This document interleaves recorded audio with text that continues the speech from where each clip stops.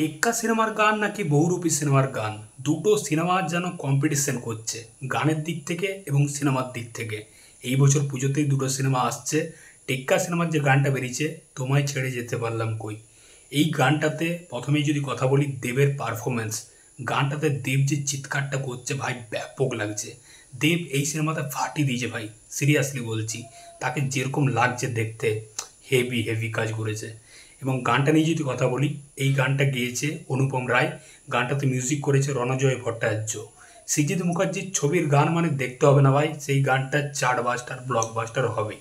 এবং অনুপম রায়ের গলা, তার সাথে দুর্গাপূজা, মানে এই কম্বিনেশনটা একদম 100% শিওর শট, একদম হিট গান।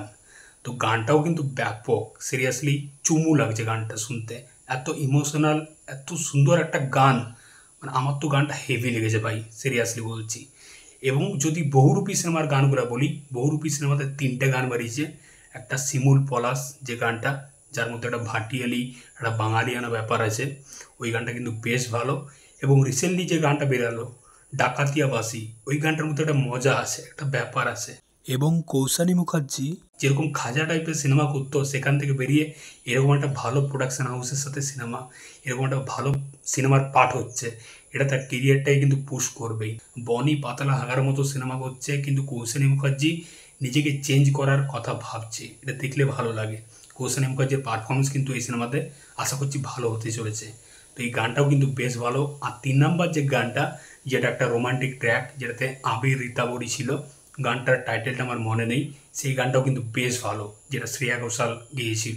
তো 3টে গানে কিন্তু বেশ ভালো। এবং উইন্ডোজ প্রোডাকশন হাউসের সিনেমার গান কিন্তু ভালো হয়। আগের বছর তাদের রক্তবীজ সিনেমার যে গানগুলো, সেগুলো হিট গান ছিল, প্রত্যেকটা পুজো প্যান্ডেলে গানগুলো বেজেছিল। তো টেক্কা ভার্সেস বহুরূপী, সিনেমার দিক থেকেও এবং গানের দিক থেকেও। তো তোমাদের কি মতামত এবং তোমাদের কোন গানটা বেশি ভালো লেগেছে অবশ্যই কমেন্ট বক্সে জানাও। তো চললাম বস, দেখা হচ্ছে পরের ভিডিওতে। এই চ্যানেলটা ভালো লাগলে অবশ্যই সাবস্ক্রাইব করে রেখো বস, চললাম।